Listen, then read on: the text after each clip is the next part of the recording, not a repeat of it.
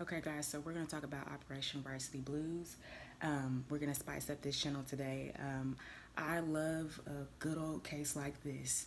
This is great to talk about as far as education. I value education more than anything, and you guys should too. Operation Varsity Blues consists of 50 people in 6 states were accused by the Justice Department on Tuesday of taking part in a major college admission scandal, and it included Hollywood actors, business leaders, and elite college coaches. So, before we get into this big case that I'm actually excited about, and I'll get into the reason why I'm so excited about this, I why I'm so excited, why I'm so excited about this because me being black, all my life I grew up in the suburbs. I grew up in the suburbs. I have went to school with your future doctors. I went to school with your future lawyers. I've seen their fathers and their mothers make it happen for them, even though their child was not that bright. I've seen it all. Even when I did sports, I've seen non-people of color. Their child just wasn't that great at sports, and they ended up on the JV team, and their mothers came in there and tore that whole gym up, and then ended up talking to the principal and the coaches, and the next day end up on the varsity teams. Yeah, I've seen it all. I knew other students that I was friends with had a leg up on society just from who they were, who their family was. It was no secret, but I'm glad that they're exposing it now. And again, like I said, I grew up in the suburbs. My father went to a very prestigious Ivy League school, and he graduated and from law school as well. And I've heard it all with him. He told me the whole nine. Just imagine me. I didn't go to an Ivy League school, but I went to one of the first colleges that was built for that state. Kind of a little racy too. And the Ivy League that my father went to, it was too as well, but it was great for status. It opened a lot of doors for him, and the same for me as well. So imagine you being the only black person at your college. You have a lot of white male female counterparts. You have the grades, you have the GPA, you have the SAT scores, and you got in. You take classes like moral philosophy, and you get on the subject of affirmative action, and immediately fingers are pointed at your black butt just because you were black. I was one of those kids. I went to college, I went through high school being the only black person in my classroom at times. And they blame me for affirmative action. Oh, you got into this college based on, you know, just because you were black. You had financial aid just because you were black. No, ma'am. These people, Operation Varsity Blues, your wealthy elite people are getting in. They're the ones that you need to focus on. It wasn't me. I worked my butt off to get where I was. My father, law school, where racism was still a big time, a big thing, issue at that time. He worked his ass off to get in that school. He served the country to get in that school. And it wasn't him. It wasn't affirmative action. It was those elite people. That's what you need to understand. So this exposes this. I'm excited about it because you got people that have grinded since birth. They've grinded. They had the essays. They had the GPA. They had the volunteer work. They've grinded since day one. Black, Asian, Latino, and get that denial later just because of them. That's upsetting.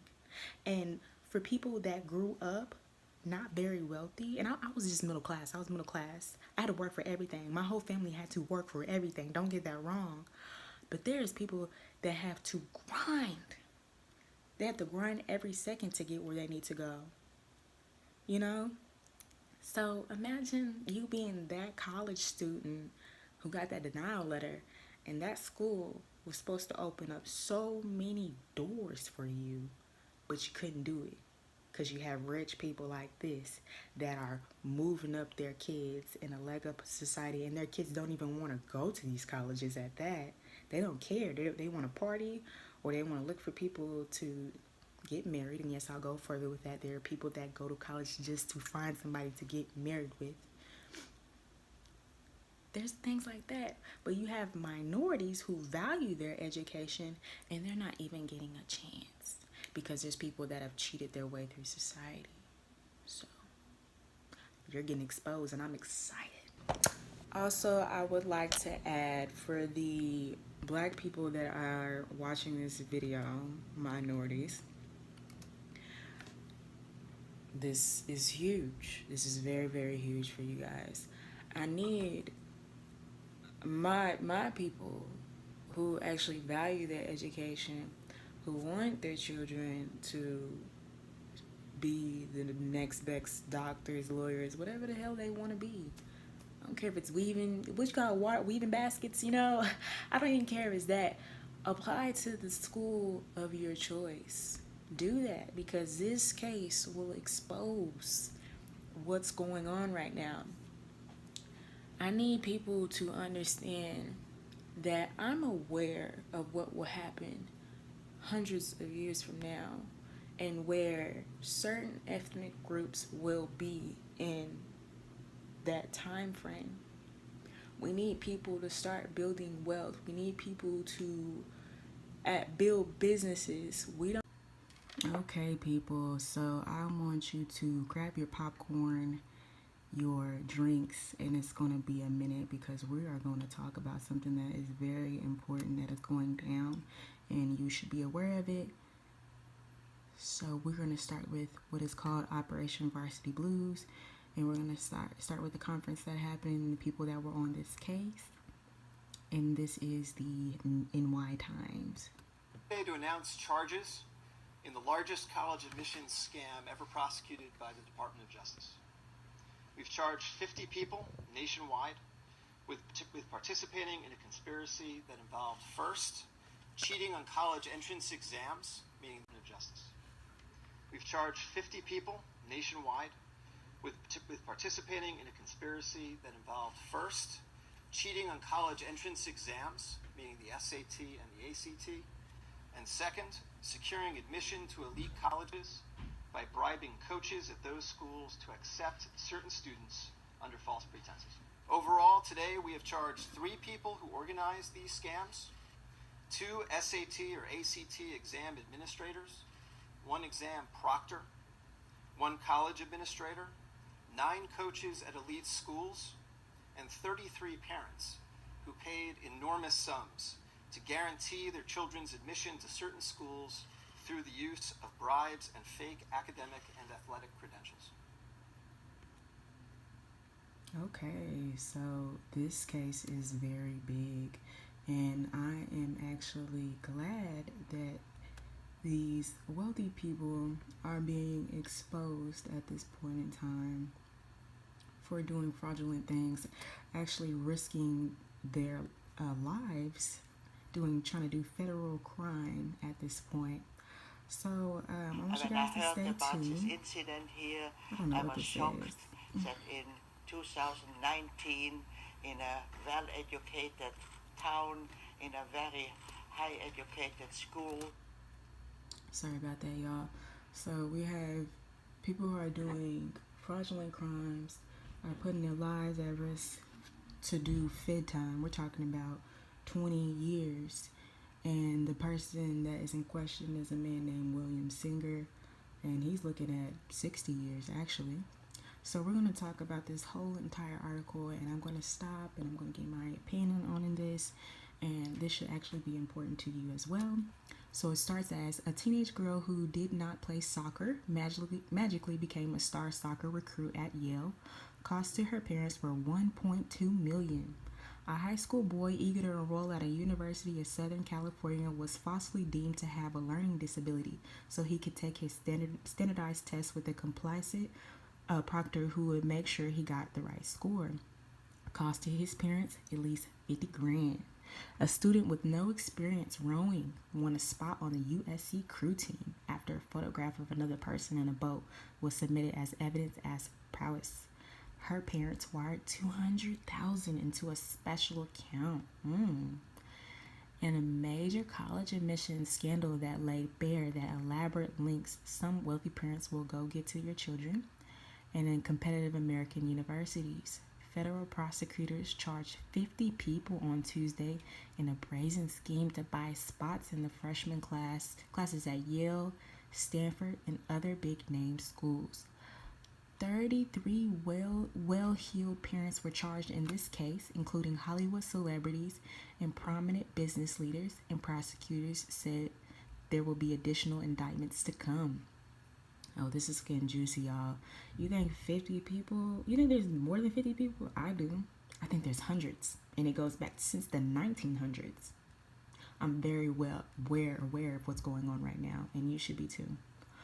Also implicated were top college athletic coaches who were accused of accepting millions of dollars to help admit undeserving students to a wide variety of colleges, from the University of Texas at Austin to Wake Forest, Georgetown, by suggesting they were the top athletes. So we're going to go over here real quick, and we're going to talk about some well-renowned people that you are aware of. These are the people that have been indicted. Like I said, there were 50, but we're going to talk about Laura Lawlin. I don't know her that very well, but they call her Aunt Becky. Yes, I have watched Full House before. I have not known her outside of Full House. That's why I was like, what happened to her afterwards? But there is Laura Lawlin. I don't know how to pronounce her name. And there's Felicity Huffman. I believe she was on the Desperate Housewives. And let me see, that's her child. Actually, Laura Lawlin, this is her children right here. And these are the ones, I believe she was the one that fraudulently got into USC, and we'll go in even further with her as well. But again, Laura Lawlin, she was on Full House. And we have Felicity Huffman. What was she good for? The Oscar-nominated Huffman first breakout role was in the Aaron Sorkin's dramedy Sports Night in the late 1990s, when she played an executive producer on a sports talk show. Okay, so I guess it was a talk show. We have this guy right here is a fashion designer. We got Mr. Rick Singer over here. Look at that. We have all these top dogs that are willing to get their children into these most prestigious colleges there is in the States. And their children would never even stand a chance if their parents did not do these fraudulent activities. They would have never had a chance.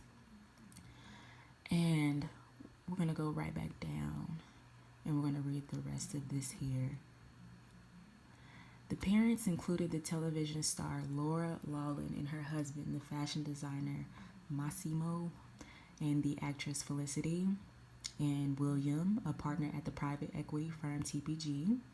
The scheme unveiled Tuesday was stunning in its breadth and audacity. It was the Justice Department's largest ever college admission prosecution.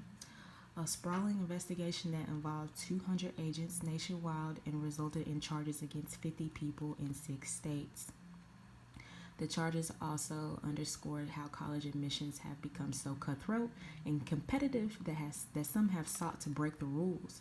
The authorities say the parents of some of the nation's wealthiest and most privileged students sought to buy spots for their children at top universities, not only cheating the system, but potentially cheating other hardworking students out of a chance at a college education. So if there's any parents that watch this, and you have students that have worked, and excuse my language, their asses off to get to this point. They've done the volunteering. They have the GPA. They have everything. They've met all the requirements, but they did not have the money per se.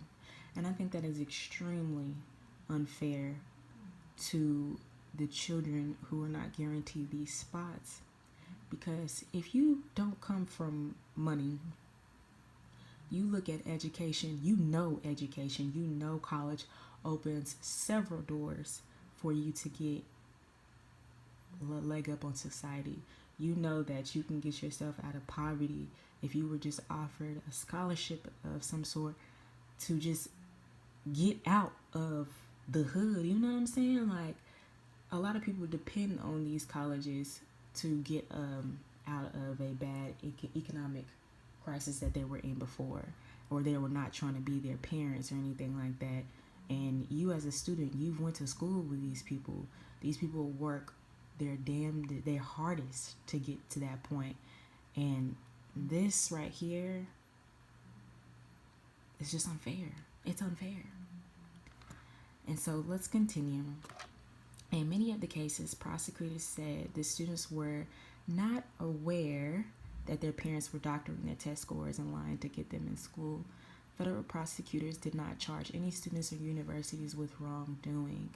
I've actually read another post, I have to find it, but there were a few students that were well aware, and the person who is the main target, who were getting the cheating on the SAT, was a man named William Singer. So William Singer here, he is the key worldwide foundation here. He knows all about the SATs, the exams. He has the connection to the universities and the coaches. So parents would pay XYZ dollars, and then it will go to him and his foundation, his charity, quote unquote, and we'll go any deeper in that, his charity. He would either get them into a college entrance exam cheating scheme or the college recruitment scheme. And then it will go to the coaches in the universities and administrator, and they will get paid too. And then it will either you would take the SAT and he would have somebody basically do the test for them, and then basically he would send them to the site of his choice. And basically some of these sites that I've read, that he owned these sites, and the people would send their children out to the sites that he owned to basically give them the best test scores that they wanted. And Rick Singer would basically give them a choice, like, what would your child want on this XYZ exam, and that would come into the money too as well. And again, we'll go into further of why this is going on. Let me see, where did I end at? The parents are the prime movers of this fraud. Andrew E.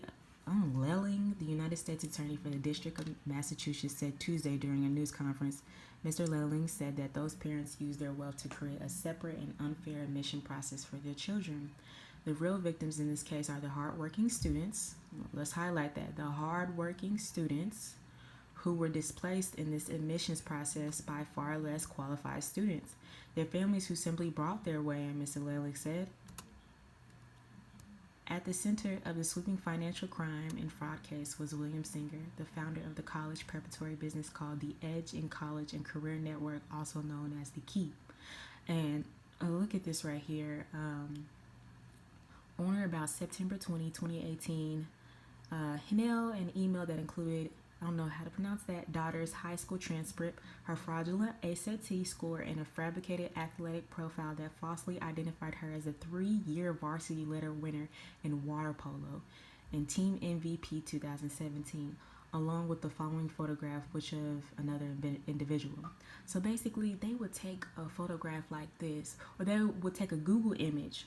You can just go on a Google image and get this type of, and they would basically Photoshop their daughter or their sons to these people and pretend like they were the best people who were playing any type of sport there was. And they would get into these colleges and they don't even play these sports. I mean, if you're going to do fraudulent activity, at least you better get your A game. I mean, if my parents were to do some stupid stuff like that, I would learn the heck out of some water polo so we wouldn't get caught up. But they're stupid. They're just being very, very... Let's continue. The authorities said Mr. Singer used the Key and its nonprofit arm, Key Worldwide Foundation, which is based in Newport Beach, California, to help students cheat on their standardized tests and to pay bribes, the coaches who could get them in college with fake athletic credentials. So Mr. Singer would tell them exactly what to do. You can either, fake like you've been athletic, or I can change those SAT scores at one of my businesses. He would make it happen. You would just have to put down a price. Mr. Singer used the key as a front, allowing parents to funnel money into account without having to pay any federal taxes. So this is huge right here. This is probably one of the main reasons. I'm sorry, I cannot highlight it. This is probably the main reason why this is on Newsfront, is because these people were paying Mr. Singer XYZ. It will go into a charity fund, and then the rich, the wealthy people, the elite people could write this off on their taxes. That is huge. That involves the IRS. So we're gonna watch a quick clip of this right here, and I will attach all these links that I have in proof, and my and at the end of the clips here. I'm sorry about that. So we're gonna this is like a 23-minute long video. We will not watch all of it. We will just do clips, but I want you guys to get an all-around perspective of how. Again, I will attach all these links for you guys to watch yourself. It is very good for you to be informed on this. So watch this.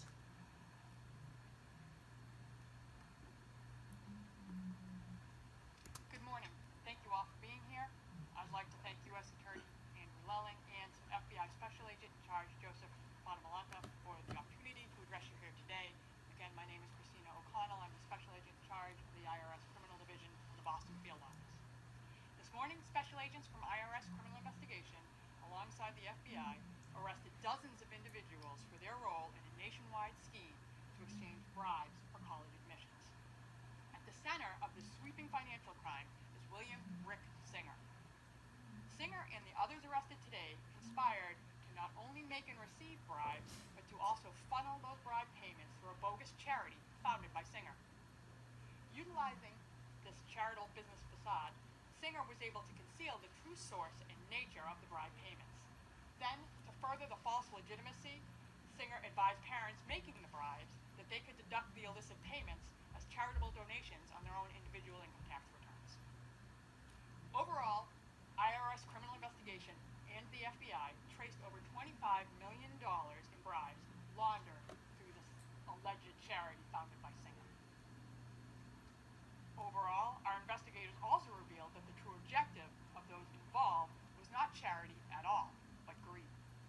IRS Criminal Investigation will continue to collaborate with our law enforcement partners in the United States Attorney's Office on these complex financial investigations to ensure that the honest American taxpayers receive the message that IRS Criminal Investigation will never let financial corruption and greed trump hard work and honest effort. Thank you. So that's huge, y'all. They said they've been following this as investigation for a year. A year. I wonder how many else people who have been doing this. Once you got the government involved in the IRS, there's no coming back from this. There's really no coming back from this. That's why I said I'll be following this. And my huge question is, will these people get the actual jail time? Or will they buy their way out of this? And you know that's sometimes how it is. I mean, they can literally buy their way out of not getting jail time. And it makes me think of the men and women who had to basically fake addresses to get their children to go to better high schools, and they ended up getting jail time. And I mean big time for doing those things. Those men and women got a hard time for trying to give their children better education, and you have people like this who could get away with it. So that's why I said I'm going to keep following this. So where did I end, y'all? Where did I end? I'm sorry. Mr. Singer used the key as a front, allowing parents to funnel money into account without having to pay any federal taxes. Parents paid Mr. Singer about $25 million from 2011 until February 2019 to bribe coaches and university administrators to designate their children as recruited athletes, which effectively ensured their admission according to an indictment. Mr. Singer appeared in federal court in Boston on Tuesday afternoon and pleaded guilty to counts of racketeering, conspiracy, money laundering, conspiracy to defraud in the United States, and obstruction of justice. Big time, y'all. Big time. Sitting very still and wearing a dark suit, he described how he arranged for students' SAT and SAT results to be falsified by sending them to take the exams in Houston or Los Angeles. Remember how I said he has two companies that he has control over. That's huge. Where he had bribed test administrators. He described the students as believing they were taking the test legitimately, but said that his test proctor would correct their answers afterward. Mr. Singer said he would tell the proctor the score he wanted the student to get, and he would achieve that score exactly. In his testimony, he referred to this bribery and money laundering schemes as a side door method of admission. Oh, wow. Okay. If I can make the comparison, this is his quotes, there is a front door of getting in where a student just does it on their own. And then there's a back door where people go to institution advancement and make large donations, but there is no guarantee in. Mr. Singer said, then I created a side door that guaranteed families to get in. So that was made and attracted to so many families is created a guarantee. Now, like I said, I grew up in the suburbs. I went to a predominantly white institution. Just about every minority knows this is going on, and knowing people with wealth have a big leg up in society. You have people like George Bush. If you look up George Bush GPA and how he got into college, you would question it all. But again, his family has a legacy, and they've donated a quite generous amount of money. So, and again, I will insert another clip, and that will explain that more in great detail of how you can be a legacy, or you can create, you can just donate money to a school, and they're going to look at them first than the people who have just good grades, which is sad, but I will go into in depth of that later on in this video. Like I said, stay tuned. It's going to be a little long. One of the prosecutors, Eric S. Rosen, said that Mr. Singer had, in some cases, falsified students' ethnicities. So for the people who've accused me, who have accused others of saying that I had a leg up in society just because I was black, I was the only student in most of my classroom, the majority of my gang life, and you know, there was a lot of racism at my school as well. I was not the one that was doing this. These are your white male, female counterparts who have money that were doing this. This is the reason why you were not getting to these elite colleges. It was not because of affirmative action. This is why this is such a great case, because this exposes this. This wasn't because of us. He was changing people's ethnicities. That's big. That's huge, y'all. For people who come from poor families, we need those type of things because we didn't have the freaking money. And he was changing ethnicities. How do you get away with that? That's what I'm not understanding. I don't want any of these people to get away with these charges. That is huge. You were changing people's ethnicities. Okay, so Mr. Singer also described how after he became a cooperating witness and was told about the prosecutors and the FBI that he could not talk to anyone about the case, he tipped off several families that he was wired and warned them not to incriminate themselves in conversations with him. The judge set sentencing for June 19, and Mr. Singer was released on a $500,000 bond. Boy, he had that money. June 19th, he about to get them the word straight. He about to get the lawyers straight. I mean, he has the money. People were paying about $6.5 million to him. Somebody about to give some hush money up in here, you know? Hush money. And you know how this case ended up about?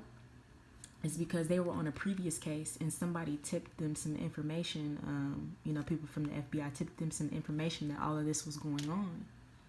Somebody got to talking. you know. So again, let's continue. Most elite universities recruit student athletes and use different criteria to admit them, often with lower grades and standardized test scores than other students. Mr. Singer helped parents go to great lengths to falsely present their children as sort of a top flight athletes that coaches would want to recruit.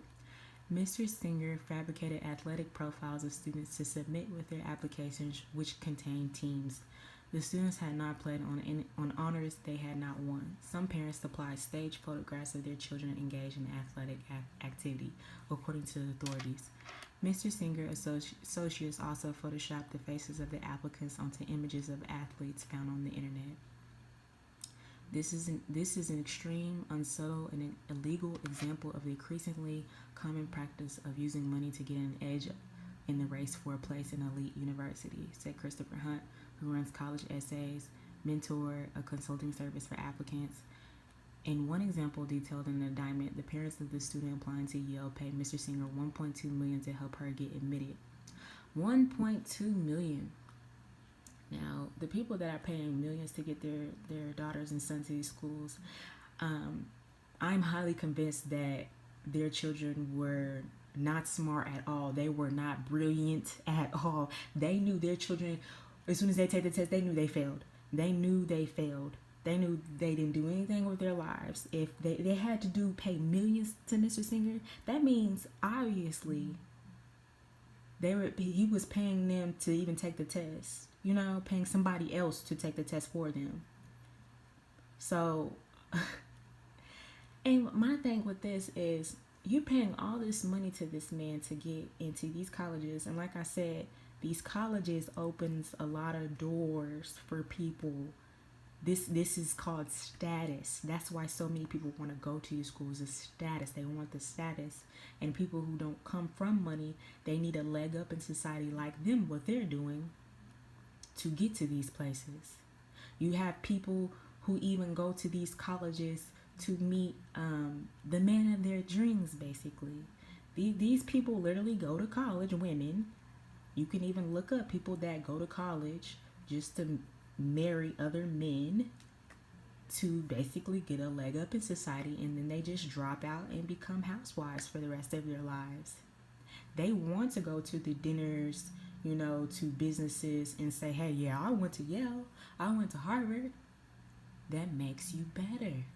That gives you a leg up. So that's huge. That's very huge, you guys. So again, $1.2 million to help her get admitted. The student who did not play soccer was described as the co-captain of a prominent club soccer team in Southern California. In order to be recruited from Yale's women's soccer team, the head coach of the Yale team, Rudolph Meredith, was bribed at least $400,000 to recruit the student.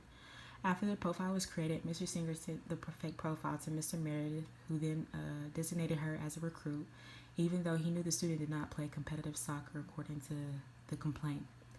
In this investigation, known internally as OperationVarsity Blues, the government focused on 33 indicted parents. Those parents were willing to pay between $15,000 and $75,000 per test, which went to college entrance exam administrators who helped their children cheat on them by giving them answers, correcting their work, or even letting third parties falsify pose as their children and take the test in their stead, according to the indictment. Like I said, that they're taking these tests for these children.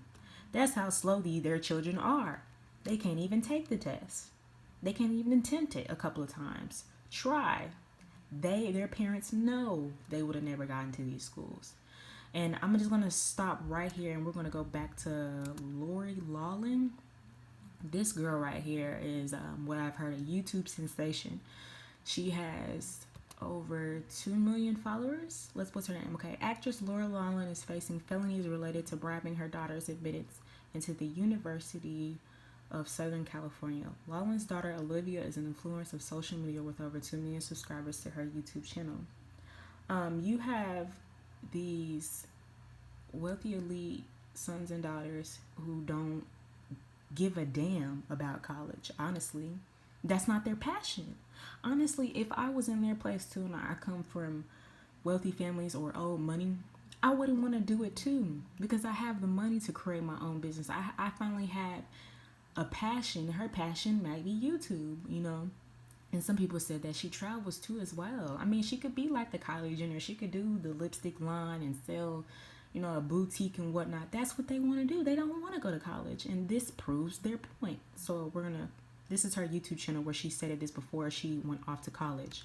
I don't know how much of school I'm going to attend, but I'm going to go in and talk to my deans and everyone and hope that I can try and balance it all. But I do want the experience of like game days, partying. I don't really care about school. Look at that. Don't even really care about school. They don't care. That means they're even bribing their own children to go to these schools. Because again, it's called family legacy. It's called status. They know they can be looked at first if they get their children to go to these schools, although they don't even make the freaking grades. They don't care. Their children don't care. So that's huge, you guys. This is very huge. So we're going to go back down again. We're going to read the last of this statement. Mr. Singer instructed at least one parent, Mr. Lula, I don't know how to say that, to claim that his son had learning disabilities. Y'all, I didn't even know that. Learning disabilities. They were going to the extent to show that this is crazy, you guys. This is huge. In order to gain extended time for him to take his college entrance exam alone, over 2 days instead of one, according to court documents. The government said that Mr. McGallison's son was told to take the exam at one of the 2 testing centers where Mr. Singer worked with the test administrator who had been bribed to allow students to cheat. And Mr. Singer told Mr. Glallison to fabricate a reason such as a wedding. So they were lying, you know, to their current schools that they went to, saying, you know, make up shit like a wedding. I even read one where they had to make up to go to a bar mitzvahs to take these tests for their children who needed to take a test in one of these locations. Mr. So-and-so's son was unaware of this scheme, according to the court documents. And yes, I do believe some of these children did not know. Yes, I firmly do. Some people did not know. Mr. So-and-so did not respond to an email seeking comment. TPG said that it had placed Mr. So-and-so on indefinite administration leave, effective immediately as a result of the charges. See, yup, they're not playing. Got the government involved. When Mr. Singer explained the scheme last June to Gordon R. Kaplan, co-chairman of a global law firm, Wilk Farr and Gallagher, Mr. Kaplan laughed and said, "And it works?" According to a transcript of a recorded phone conversation between the 2 men captured in court-authorized wiretap. Mr. Singer told Mr. Kaplan that his daughter would not know that her standardized test scores have been faked. "Nobody knows what happens," Mr. Singer said.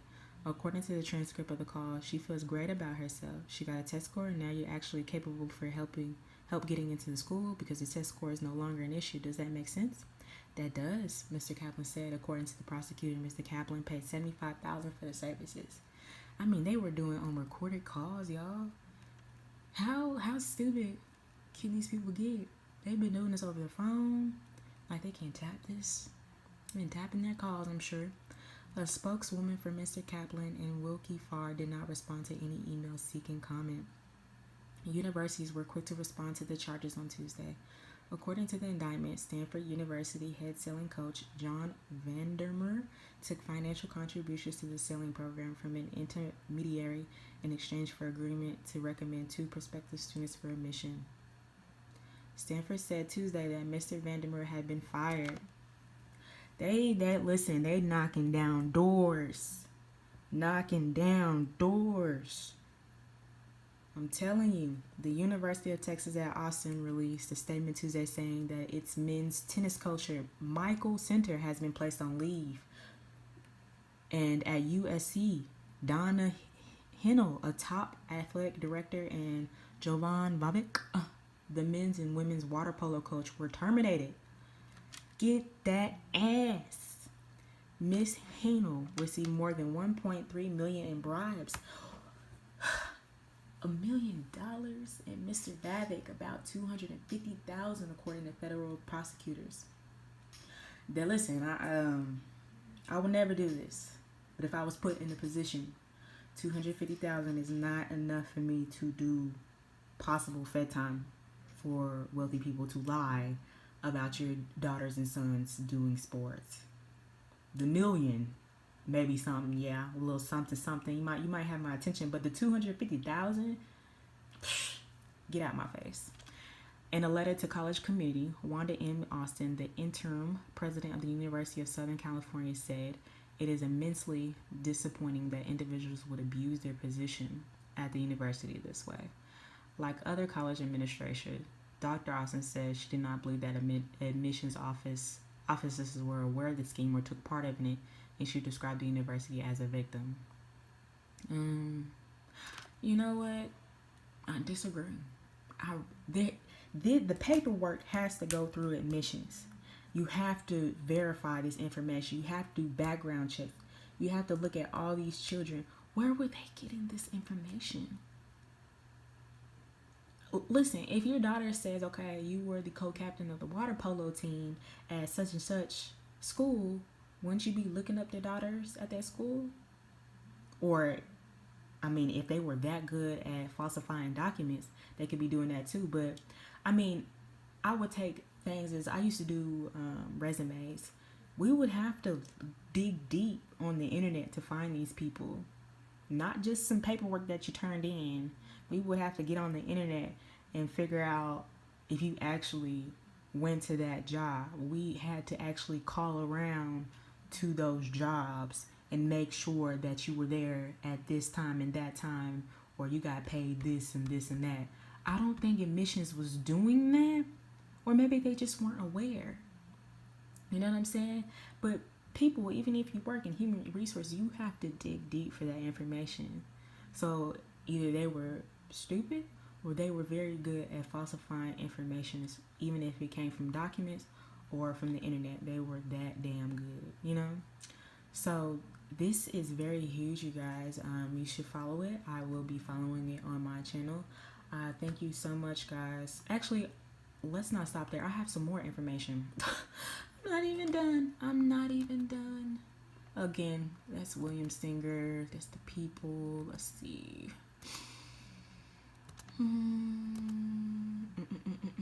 Okay. This right here, like I said before, my father went to Oklahoma State University and he graduated law school. I'm sorry. Yeah, he graduated law school, you guys. And it was a point in time where racism was huge. He did serve the country there. He earned his stripes just like everyone else there. But he did tell me before that he was very aware that this has been going on for years. He knew the people that he took his test with, who went every day to school with. He knew that they weren't that very bright in the freaking head. But they still passed. They're still your future lawyers. They're still your future doctors. And right now, you have people that have been complaining about legacy admissions. I don't agree with those people who want to dismiss this as well. I am aware that with legacy admissions, you got people who don't have to even do the application process. They can just go ahead and come in just because your grandfather, your grandmother, your parents went to that school. That's great. My father went to this school. I'm actually even considering going to this school myself. But my dad earned his stripes. He served the country. He was actually a genius.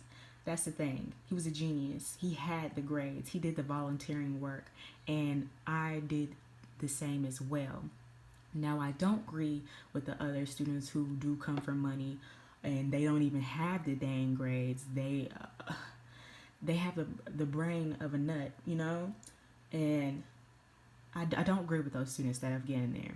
But with legacy students, we have OU, for instance. This is an Ivy League school in the state of Oklahoma, and this is all I need right here. OU offers a one-time $1,000 award to all admissible non-residents whose parents or grandparents graduated from OU. Additional awards may be available from the alumni office on a competitive basis. And although I didn't go to OU straight out of high school, I can just transfer, and then based on my GPA, I can look at these award amounts right here just based off my GPA and based off my father going to this school and graduating with honors there. Now, I do have some family at some HBCUs that I can go to there as well, but we'll just keep it at the Ivy League level. And yes, I'm aware of my privilege and that I can just go straight to these schools. But I grew up learning money and finding the best way possible to stay out of debt. And I wasn't trying to go to an Ivy League school. I'll just end up transferring to an Ivy League in the future when I get my bachelor's of science. But I never wanted to just go straight to those colleges because it's costing an arm and leg just to get an education. And I just never cared. I was this girl right here. I'm sorry. I was this girl right here who just wanted to party and do my own thing because I didn't know exactly what the heck I wanted to do, And my parents told me the importance of education, and mostly my dad. Like I said, I grew up around the law. He showed me the ends of trying to get a leg up in society, again, without, cheating, of course. But I was her, And if you have parents that are forcing if you have parents who are forcing their daughters and their sons to do these things, they're never going to be happy. And again, you're taking an opportunity from a student who doesn't have the opportunity to go to these schools. They're relying on these scholarships to get to where they need to go. They know if they go to these schools that they can be a top dog. They can be an elite, And you're stripping this away from these people. So I just want people to know that this is very, very important. And I want the people to know who have blamed me, who have blamed other minorities, that it's not affirmative action as to why you are not getting into these schools. It's these people right here. Now, I'm not going to blame the children. They don't have nothing to do. They don't even want to go to these schools. I'm blaming the parents. Now, these women right here, although they're the face of some well-known TV shows and people who fashion designers and business owners, the reason why they're the face of this is because it's social media again and they're known. We need to start seeing the CEOs. We need to start seeing their husbands. We need to see those people because they're involved too. So let's end the video on what legacy admissions is and what's the real meaning to it.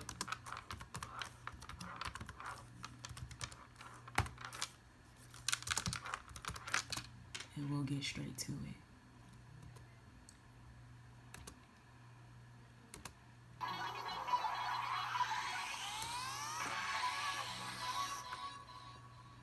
Hey, honey. Yeah? I think your acceptance letter is Oh my here. God! Okay, Mom, can you snap this for me? Oh, yes. Okay. Yes. Dear Ashley, we regret to inform you that we will not be offering you a place at Elite University. Now, I know this is tough and probably the first time you've ever had your dreams crushed, but we had a particularly strong applicant pool this year. You were rejected? Yes, I was rejected. I bet I would have gotten in if I was a minority. I'm going to call that admissions office right now. Okay, go. Okay. Also, Ashley, I would encourage you not to blame affirmative action for your rejection. Why? Meet Jennifer. Sure, she had a lower SAT score than you, but she built an app that allowed people in Mali to crowdsource clean water. Of course, she was getting in. And Ben, his grades were a little better than yours, but he's one of the top 3 oboists in the country. Top schools need top orchestras, Ashley. And Mia, she might be a goddamn genius and wrote her essay about inflation in scalar fields. I don't even know what that means. Do you, Ashley? And sure, maybe it seems like I cherry-picked some examples, but you know who still makes up the majority of our 2020 class? White kids. You heard me. It's not that we're rejecting white people from our school, it's that we're rejecting you, Ashley Smith. Yes, you. You got average grades. You were a mediocre athlete. And your volunteering at the senior citizens home was a very transparent attempt at resume padding. Also, let's not forget that we reject thousands of people of color too. Like Marcus. He thought he was definitely getting in because he was black. Nope, that's just not how affirmative action works. You and Marcus may as well have lit that $75 application fee on fire. And if you really want to get upset, meet Bradley. He's a legacy. Bradley got in because his dad and grandpa both went to school here, even though he had the same GPA as you and was just as average. Congratulations! Legacy admission rates are upwards of 40% at elite universities. But, unlike legacies, affirmative action isn't about getting unqualified kids into schools. It's about making sure deserving students of all backgrounds get access to an education they might not get otherwise. We wish you the best of luck on your future endeavors. Hey, honey. Yeah? Your Uncle Mark just bought a building for the university. Correction. We are pleased to announce your acceptance into the class of 2020. You earned it. Oh my god! I totally deserve this.